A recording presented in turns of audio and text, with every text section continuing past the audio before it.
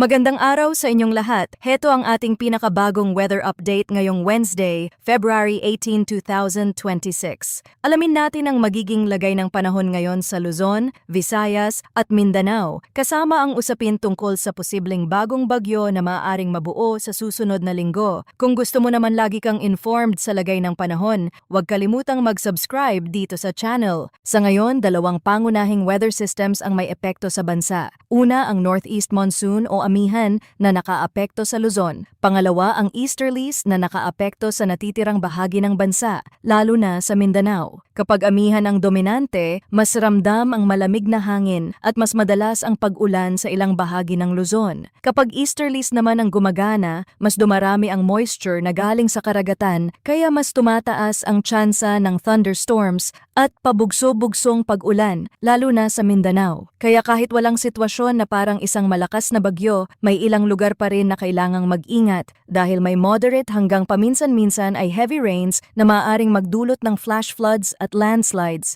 Uunahin natin ang Mindanao para malinaw kung saan mas aktibo ang epekto ng easterlies. Sa Caraga at Davao Region, inaasahan ang maulap na kalangitan na may scattered rains at thunderstorms. Ang easterlies ay hangin na galing sa karagatan na may dalang moisture, kaya nagiging pabor ito sa pagbuo ng ulap-ulan. Karaniwang pattern nito, pwedeng maaliwalas o mainit sa umaga, tapos habang papalapit ang tanghali hanggang hapon, unti-unting dumadami ang ulap at sa ilang lugar pwedeng bumuhos ang ulan na may kasamang thunderstorm. Dahil ang ulan ay maaaring moderate hanggang paminsan-minsan ay heavy, posible ang flash floods at landslides. Kaya kung kayo ay nasa mga lugar na mababa, malapit sa daluyan ng tubig, o kilalang mabilis bahain, mas mainam na i-monitor ang lagay ng ulan at iwasan ang pagtawid sa rumaragasang tubig. Kung nasa mga lugar naman na may dalisdis o matatarik na bahagi, maging alerto sa anumang senyales ng pagguho kapag tuloy-tuloy ang pag-ulan. Mula Mindanao, balik tayo sa Luzon kung saan mas ramdam ang epekto ng amihan. Para sa Cagayan, Isabela, Aurora, Quezon at Camarines Norte, inaasahan ang maulap na kalangitan na may mga pag-ulan at ang sanhi nito ay Northeast Monsoon o amihan. Dito, may banta ng moderate to at times heavy rains, kaya posible ang flash floods at landslides. Mahalagang linawin, kapag sinabing amihan, hindi ito laging ambon lang. May mga pagkakataon na lumalakas ang ulan kapag mas maraming moisture ang naiipon at nagiging mas makapal ang ulap. Kaya kung nasa mga probinsyang ito kayo, maghanda sa posibleng mas malakas na buhos sa ilang oras at i-check ang mga lugar na madaling bahain, lalo na sa mabababang komunidad at tabing ilog. Para naman sa Metro Manila, Visayas at sa natitirang bahagi ng Luzon, partly cloudy to cloudy skies ang inaasahan na may isolated light rains. Dulot pa rin ng Northeast Monsoon. Base sa forecast, walang significant impact ang inaasahan sa mga lugar na ito. Ibig sabihin, pwedeng may panandali ang ambon o light rain pero hindi ito inaasahang magdudulot agad ng malawakang epekto. Pero kahit light rains, practical pa rin ang paalala. Lalo na sa Metro Manila dahil pwedeng dumulas ang kalsada at bumigat ang daloy ng trapiko. Kaya mag-ingat sa biyahe at maglaan ng sapat na oras kung may lakad. Para sa natitirang bahagi ng Mindanao na hindi kabilang sa Caraga at Davao Region, partly cloudy to cloudy skies ang inaasahan na may isolated rain showers or thunderstorms, sanhi ng easterlies.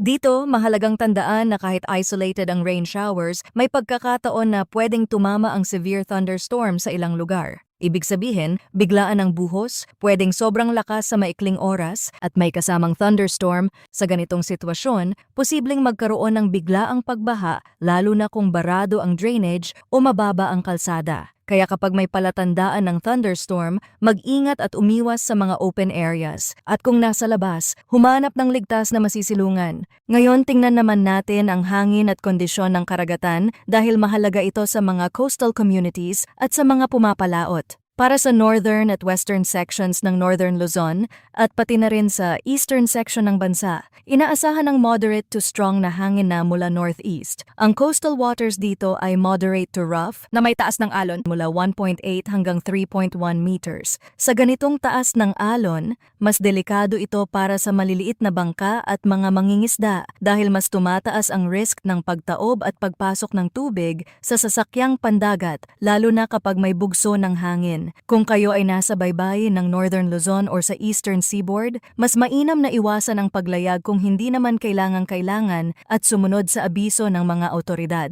Para naman sa natitirang bahagi ng bansa, light to moderate ang hangin mula northeast. Ang coastal waters ay moderate to rough din na may taas ng alon mula 0.6 hanggang 2.5 meters. Kahit mas mababa ito kumpara sa extreme northern at eastern sections, kailangan pa rin ng pag-iingat lalo na kung maliit ang bangka at pabago-bago ang hangin. Tandaan, pwedeng biglang lumakas ang alon sa ilang baybayin, lalo na kung may kasabay na thunderstorm sa paligid, kaya mas mainam na maging maingat at huwag ipagsapalaran ang biyahe sa dagat. May update din tayo sa extremes of temperature at relative humidity para sa 24-hour period na nagtatapos ng 8 p.m. yesterday. Ang minimum temperature ay 23.5 degrees Celsius na naitala bandang 5 a.m.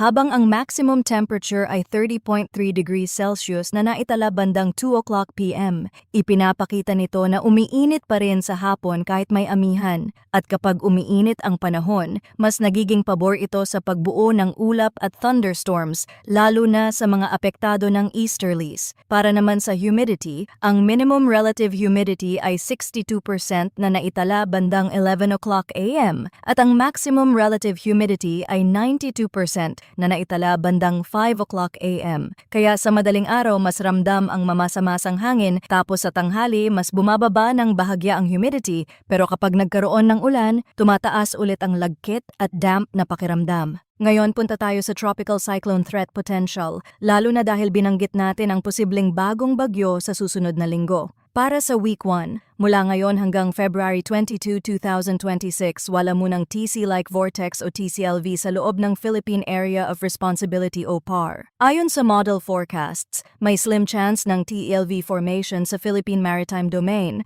kaya mababa ang likelihood ng tropical cyclone development sa Week 1. Sa madaling salita, sa loob ng linggong ito, wala pang bagyo sa loob ng PAR at mababa ang tsansa na may mabuo na magiging bagyo. Pero patuloy pa ring mino-monitor ang anumang disturbance dahil pwedeng magbago ang kondisyon sa karagatan. Para naman sa Week 2, mula February 23 hanggang March 1, 2026, may forecast na posibleng mabuo ang TCLV-1 sa silangan ng Mindanao at mababa rin ang possibility na maging tropical cyclone ito. Ibig sabihin, may inaasahang disturbance east of Mindanao pero low possibility pa rin na lumakas at maging ganap na bagyo. Kung sakaling mabuo ito, posibleng madagdagan ang moisture at pag-ulan sa ilang bahagi ng eastern Mindanao at mga kalapit na lugar, lalo na kung sasabay sa easterlies. Kaya sa mga kababayan natin sa Mindanao, lalo na sa eastern side, mas mainam na manatiling updated sa mga susunod pang bulletin para makapaghanda kung sakaling may pagbabago sa trend. Yan ang ating pinakabagong ulat sa lagay ng panahon batay sa ibinigay na forecast. Paalala sa lahat maging alerto sa biglaang thunderstorms at sa mga pag-ulan na pwedeng lumakas paminsan-minsan, lalo na sa mga lugar na may banta ng flash floods at landslides. Manatiling handa, unahin ang kaligtasan at manatiling nakatutok dito sa channel para sa susunod na weather update.